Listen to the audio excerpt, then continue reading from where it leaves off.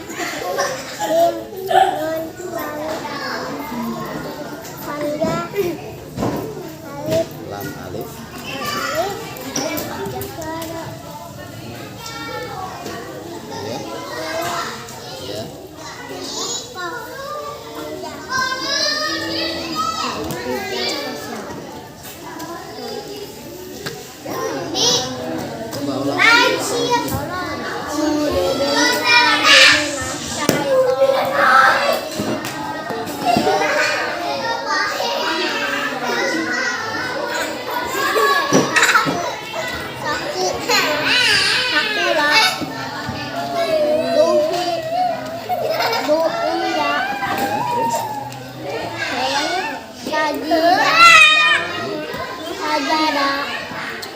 Aku juga UI Mu'ila ya Kila Ratu Gafuro Allah Kalimah thayyibah.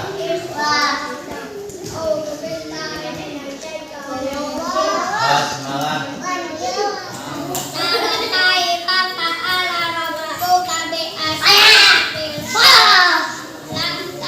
Yaj'al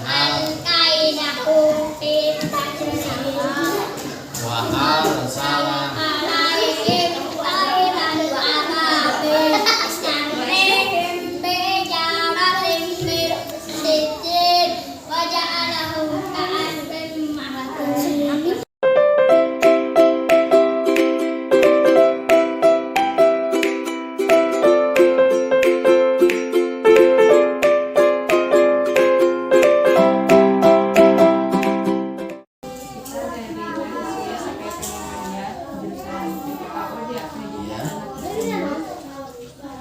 Kebetulan di semester 6 ini ada mata kuliah metodologi pembelajaran Al-Quran. Ini diberikan juga metode Qiraati, Pak. berarti ada berapa ini? Yang ada di mata kuliahnya ada berapa? Kebetulan yang untuk diobservasi sekarang itu dua metode Qiraat sama Umi, metode Umi. Berarti Iqra nggak ada ya? Itu ada, cuman untuk materinya mah yang dipelajari ada metode gitu. Cuman untuk khusus yang diobservasi dua Qiraat sama Umi gitu. Berarti sama ini.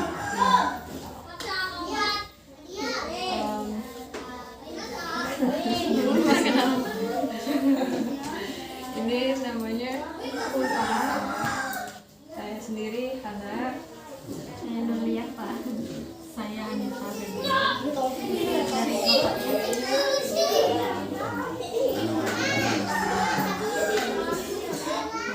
Abdul Rahman ya, kebetulan alhamdulillah berarti kan kita bisa ini bertemu ya, kita bisa bersama. Dan mohon doanya ada semua semoga ya lebih berkembang lagi gitu tempat ini.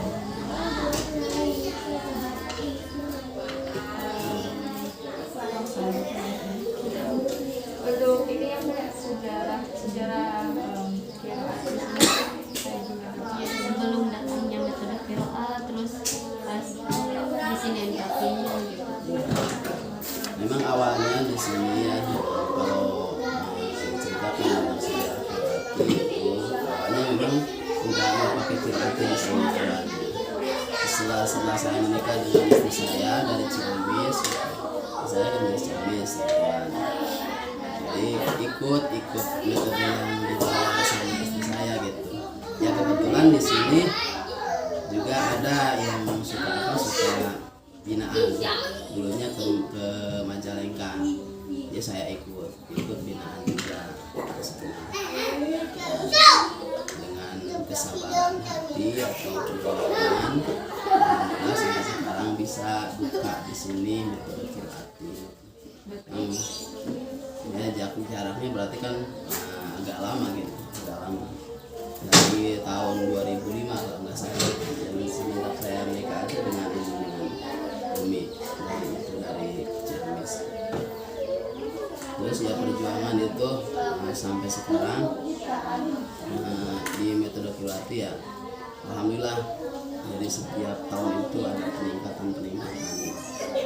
Mungkin kalau diceritakan tentang sejarah Qiraati itu ya sama sih, kalau dari metode itu sama ya, kan cuma binaannya gitu yang tidak sama. Itu kalau di Qiraati itu sangat prosedural gitu.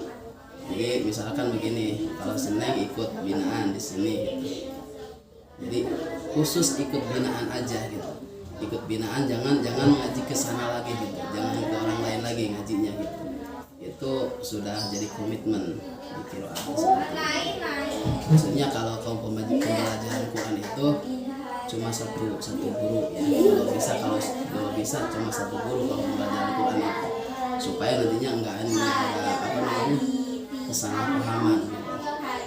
Kan di sini juga waktu dulunya masih anak-anak itu cek Sunda nama bring kali itu bring kali gitu namanya maksudnya.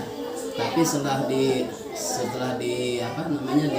dikhususkan di sini untuk pembelajaran Quran itu silahkan pilih antara dua, kalau di sini tetap di sini tapi jangan pakai metode yang lain.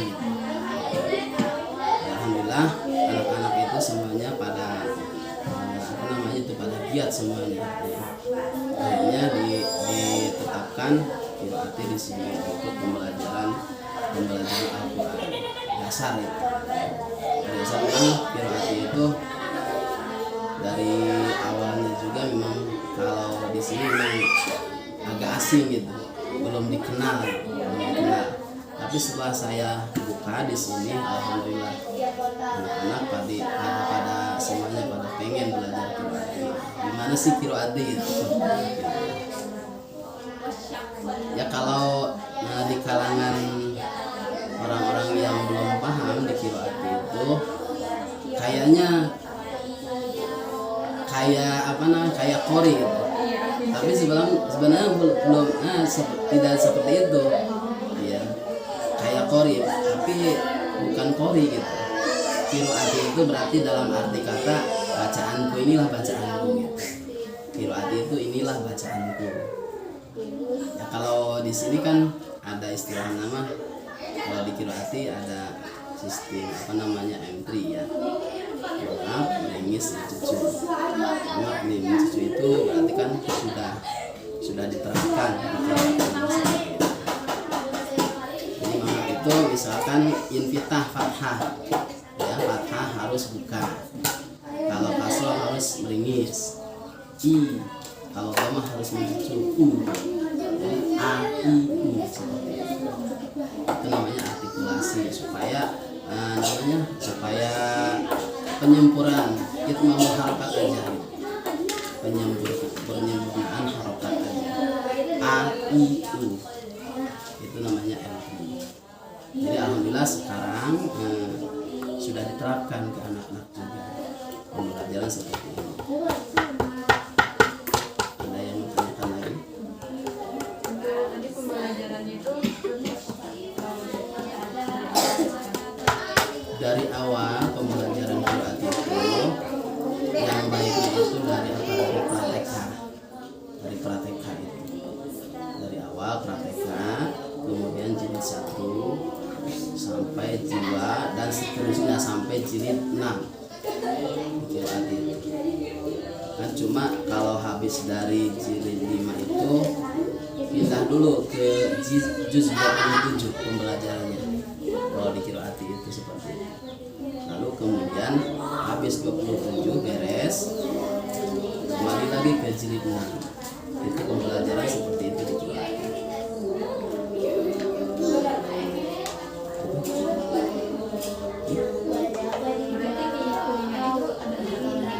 Di Kuningan kebetulan ada 7 lembaga. Yang di Ciawi berarti 6, yang di Ancaran 1. Ancaran ada di Ancaran. paling banyak yang pada Jawa. Ancaran di pasar Tenggalet. Namanya Ustaz Ali, Efeki Darul Ilmi.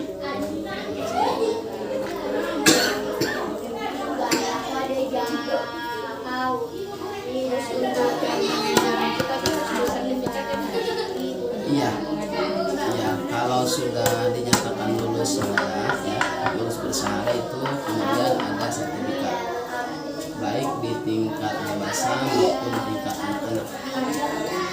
Ada ijazahnya. Itu biasanya berapa lama Pak? Berapa lama Pembelajarannya sertifikat itu? untuk mengejar sertifikat tergantung dari kecerdasan anak. Ada di sini Neng, kalau meskipun masih kelas 2, besok nanti kalau nggak salah tanggal 26 Maret akan hafil Quran kan di sini ada acara hafil Quran. anaknya baru kelas 2, tapi sudah bisa baca Quran dengan tartil dengan baik. Itu di sini gitu begitu Neng kalau di qiraat itu. Kalau di sini nggak mungkin ya, kalau di kelas anak-anak seperti itu mungkin ya apa namanya bisa dikatakan aneh. Kalau di pusatnya juga anak 3 tahun Neng, anak 3 tahun itu sudah Quran bacaannya. Kalau di pusat di Semarang itu, pusatnya kan di Semarang, di qiraat itu pusatnya di Semarang. Yang pencetusnya itu pakai Haji Dahlan Salim Sarkasudi dari Semarang, yang penyusun qiraat itu. Jadi kalau digandengkan dengan apa namanya As'ad Humam yang menciptakan Iqra itu masih kalau nggak salah muridnya itu As'ad Humam, muridnya Iqra.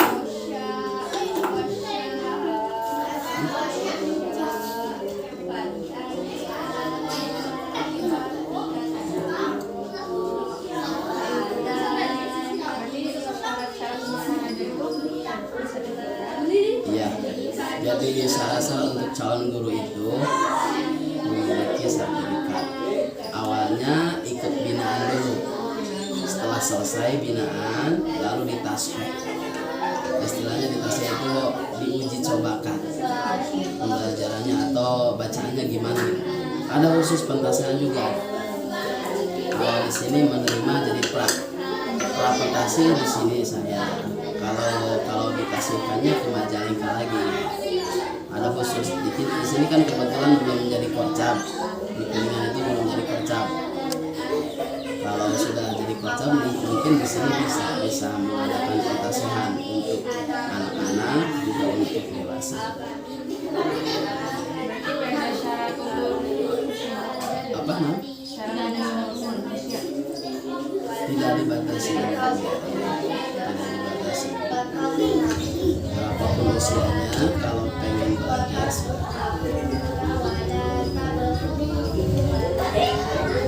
Terus yang dari kalangan memasuki remaja atau dewasa kalau kalangan remaja gimana? Misalnya lulusnya ada berapa?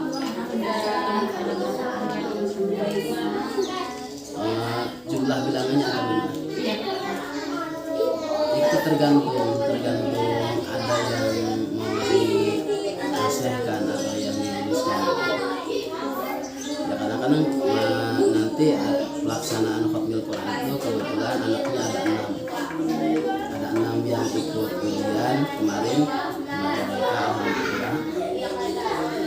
Jadi kalau di qiraat itu ujian dulu, kemudian khotmil Quran.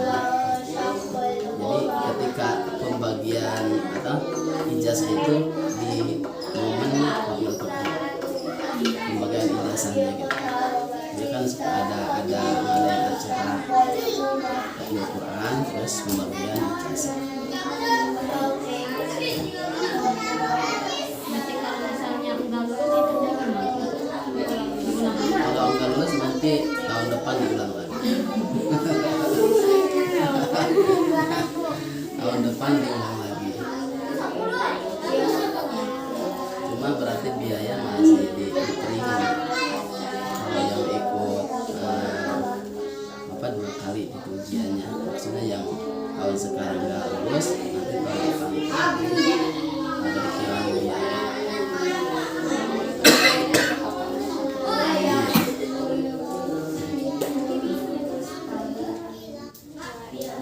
Kalau boleh tahu itu Pak, biayanya itu Pak sekali ujian tuh berapa?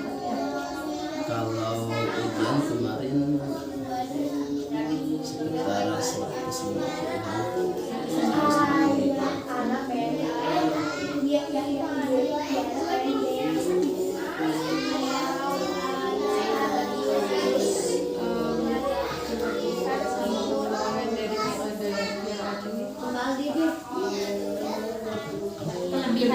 Kelebihan dari metode qiraat. Ya kalau saya mah mungkin kalau ditanya kelebihan itu masing-masing punya kelebihan ya gitu. alhamdulillah berarti kan kalau di Kiroati itu untuk pembelajaran juga dari pembelajarannya juga kan khusus dari kalangan guru-guru yang sudah bersyahadah gitu ya. Mungkin agak beda dari hasil pembelajaran dengan luar Kiroati. Kalau Kiroati memang prosedural, terus jadi yang mengajar juga harus sudah punya syahadah, sertifikat. Itu yang jadi kelebihan di Kiroati seperti itu. Kalau mungkin metode-metode yang lain ya ada yang semacam ngikutin Kiroati seperti itu ada mungkin. Tapi yang saya ketahui di sini ada kan di sebelah sini ada juga TPQ ya, tapi tidak pakai Kiroati. Cuma ya tidak harus bersyahadah. Ya, beda. Untuk untuk mungkin hasil daripada pembelajaran Kiroati itu tergantung orangnya bisa menilai hasil yang baik atau yang lebih baiknya itu ya. Kalau menurut saya berarti kan dari awal pembinaan anak-anak selama ada yang 1 tahun, ada yang 3 tahun gitu. Itu masing-masing punya kelebihan dari anak tersebut. Ada yang cuma 8 bulan yang ikut pembelajarannya sampai anaknya mungkin sekarang sudah besar, ikut festival nasional di Kiroati di Semarang. Ya, kebetulan kan banyak dari sana juga ya, dari Jawa Timur sampai dari Sumatera gitu. Ikut ya, yang ikut binaan di sini, binaan anak didik saya di sini ikut alhamdulillah. Namanya Neng Citra. Nah, untuk mengajar itu pengalaman aja ya. Mungkin dari situ banyak yang potensi atau yang prestasi gitu. Kebetulan ikut alhamdulillah tidak dapat jadwal juga nggak apa-apa gitu. Yang penting kita sudah ikut tampil di festival nasional gitu. Ini suatu kebanggaan bagi saya gitu. Dan orang tuanya alhamdulillah senang sekali ketika anak diikut sertakan di festival nasional gitu. Alhamdulillah. Kalau misalnya dari metode ini tuh kalau kekurangannya misalnya gimana? Kelemahan atau seperti apa? Oh, kekurangannya mungkin lama pendidikannya, sampai ada yang 3 tahun sampai 5 tahun gitu. Bahkan yang ada ketinggalan di kemampuannya itu kan kadang-kadang jilid 2 aja gitu sampai beberapa tahun gitu ya. Kalau yang lama mah gitu. Tapi yang kalau yang cerdas mah berapa bulan, 1 bulan juga beres. Kalau mungkin harus itu ya Pak, harus pasca gitu ya, misalnya kalau misalnya nggak bisa ulang lagi misalnya jadi gitu. Iya. Kan kalau di Kiroati seperti ini nih penilaiannya. Penilaian di Kiroati itu kalau halaman pertama belum bisa menguasai nggak boleh dialihkan lagi ke halaman berikutnya. Terus aja sampai beberapa hari itu. Misalkan belum bisa baca itu nggak bisa ditaikin ke halaman berikutnya. Kalau di Kiroati seperti itu. Makanya kalau anak-anak di sini ya ada yang sabar, ada yang putus asa gitu ya. Katanya jadi suka bilang kepada orang tuanya, saya Elmin terus di sini mah dengan pindah aja ngajinya gitu. Banyak nih seperti itu. Tapi kan saya nggak mengejar begitunya. Yang penting itu anak itu bisa.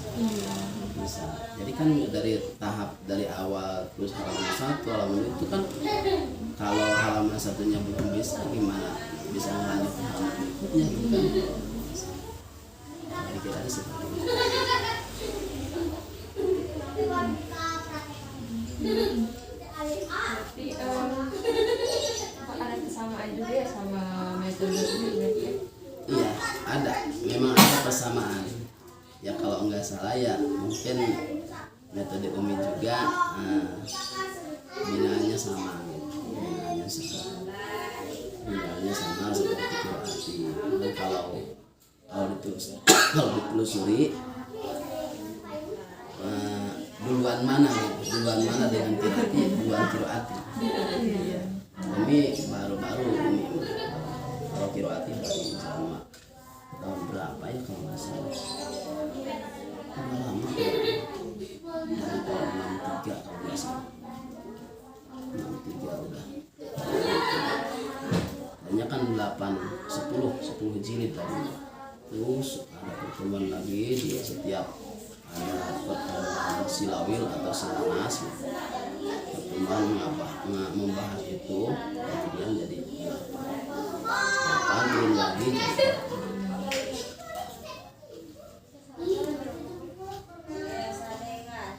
Untuk pembelian buku jilid itu disebarluaskan atau khusus ini mah ya nggak dijual di toko-toko buku khusus ini mah nggak dijual bebas untuk lingkungan sendiri ya lingkungan yang mengadakan ini sudah terjelas misalkan di sini berarti kan lembaga ikut beli tempat ini jadi nggak dijual bebas jual cari ke toko-toko di mana juga nggak ada. Ya tadi mau pas lihat juga itu ya Pak asing gitu soalnya kan aku lihat mah yang Iqra ya aba gitu ya Pak aba kalau ini mah tadi pas lihat jadi kayak gini ya jadi Iya, itu binaan seperti itu. Jadi kalau di Qiraati itu nggak diputus-putus ya. Nggak diputus. Jadi umpamanya kalimat abah baca abah gitu. Jangan abah jangan. Apalagi dipanjangkan gitu nyatu kayak gitu deh. Terus tamu deh kayak gitu kono. Gitu. Jadi engke kebiasaan anak seperti itu. Makanya kalau Qiraati kan ada jilid 1 itu ada khusus itu. Jadi apa namanya kalau jilid 1 untuk memberantas apa, kalau jilid pra itu untuk memberantas apa, kalau jilid 2 itu untuk menyesuaikan panjang pondoknya itu udah diatur dan disusun di Qiraati. Jadi meskipun belum tahu tajwid, kalau di Qiraati jilid 2 juga sudah diterapkan tajwidnya. Makanya bacanya harus benar. Iya. Kalau di Qiraati mah kan seperti contoh kalimat abah ya abah itu kan kalau di lidah Sunda mah abah gitu ya. Jadi ada kesan komanya. Kalau di Qiraati nggak boleh seperti itu. Abah langsung cepat langsung. Jadi langsung diputus, langsung dilepaskan gitu. Jangan ada kesan koma. Abah, abah. Seperti itu bacanya. Kalau di Qiraati. Jadi jangan di abah, itu nggak boleh. Kalau itu binaannya seperti itu. Qiraati nggak boleh.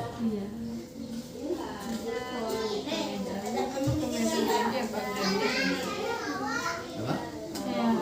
Pengejaan itu metode Baghdadiyah. Iya, Baghdadiyah kalau ada yang masih di ejah itu Baghdadiyah. Tapi di Qiraati juga kalau bawahnya itu kan ada kolom bawah kalau jilid 1 itu kan sudah ada pengenalan huruf.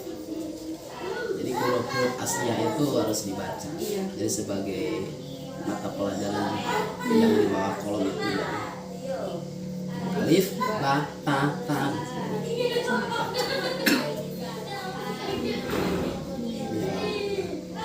Kalau misalnya dari lagangnya tuh Pak, kalau metode Qiraati gimana tuh Pak? misalnya kan kalau metode Umi mah Bismillahirrahmanirrahim. Ya kalau ini seperti apa gitu? Kalau di qiraati mungkin dari ta'awud dulu ya. A'udzu billahi minasyaitonir rajim. Bismillahirrahmanirrahim. Lagamnya seperti itu. Alhamdulillahi rabbil alamin. Ar-Rahmanir-Rahim. Dan seterusnya. Kelamaan nanti ini. Seperti itu. Jadi masing-masing punya langkah sendiri.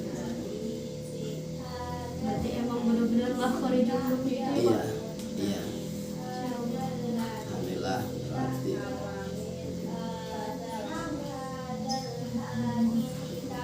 Tapi diajarkan juga untuk kironya sih. Korik-korik untuk korik gitu ya. Kayak salib di atau iya ada. Nanti itu mah berarti kan harus manggil lagi guru koriknya. Kebetulan di Kirati ada sih yang cuma ya sama aja kalau koriknya itu sama aja. Saya juga sebelum observasi metode qiraat itu di bayangan saya tuh metode qiraat dikira itu kayak kori-kori ya, iya khusus untuk Kalau pembelajaran. sudah apa sekarang ya Ya, jadi penjelasannya. kayak sama, Iya. tapi cuma beda pembelajaran.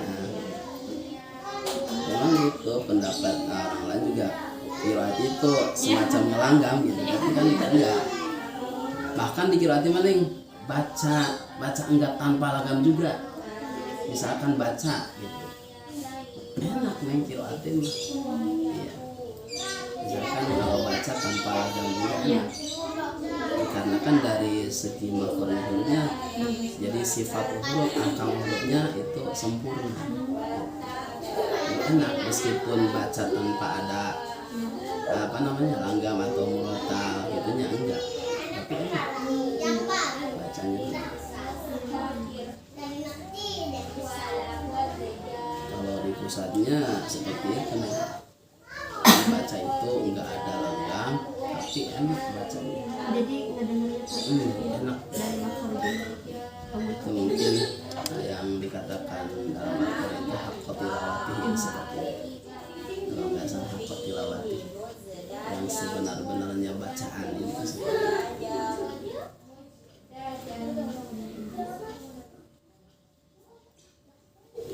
berarti kalau misalnya yang ngajinya maghrib mah itu mah tingkat dewasa atau sama aja kayak seperti ini. Iya, yang kecil-kecil mah ada yang nyusul gitu, yang ikut ngaji malam juga gitu.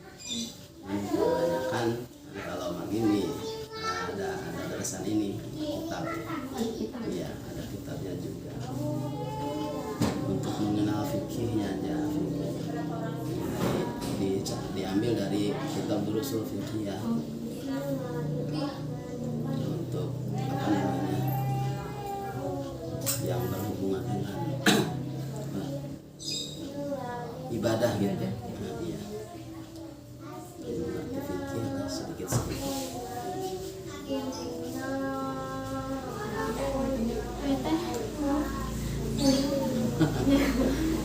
Berarti yang lulusan yang udah itu tadi diuji teh berarti nggak ngabdi di sini ya? Kalau sudah kan ini patokannya begini, kalau sudah lulus itu, kalau untuk calon guru nanti kan ada lagi porsi lagi, maksudnya jadi ketika anak itu sudah dinyatakan lulus, udah ikut khatmul Quran, tunggu sampai 17 tahun. Oh, ada dari usia. Iya, jadi kalau mau ikut mengajar gitu, jadi 17 tahun batasannya, 17 tahun baru ikut binaan dewasa, kemudian ditasihkan kepentasnya bisa, kemudian sudah ikut dinyatakan lulus, ikut lagi metodologinya gitu. Iya, cara pembelajaran penyampaian ke anak itu ada lagi metodologinya khusus. 3 hari kalau nggak salah. Jadi emang benar-benar enggak sembarangan. Enggak sembarangan qiraat timah seperti itu. Makanya kalau bisa gitu saya juga pengennya semuanya gitu ikut qiraat. Pengennya semuanya qiraat gitu. Ya apa namanya?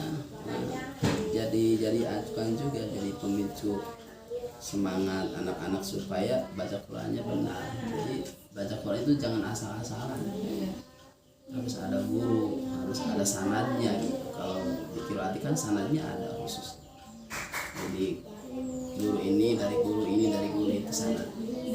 Iya sampai ke Rasulullah.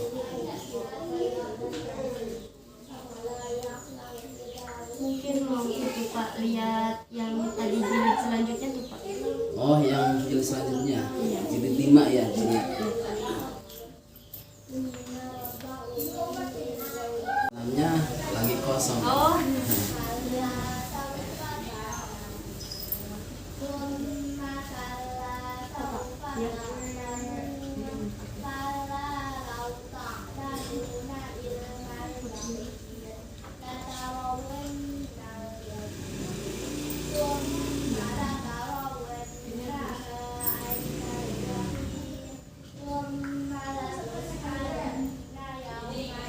Berarti terbatas ya Pak pilihnya tuh. Iya, sesuai dengan kebutuhan anak. Jadi nggak bisa belanja banyak. Sesuai dengan kebutuhan aja. Untuk harga kitabnya berapa sih? Harga ini buku 22. Satu untuk satu jilid. Iya,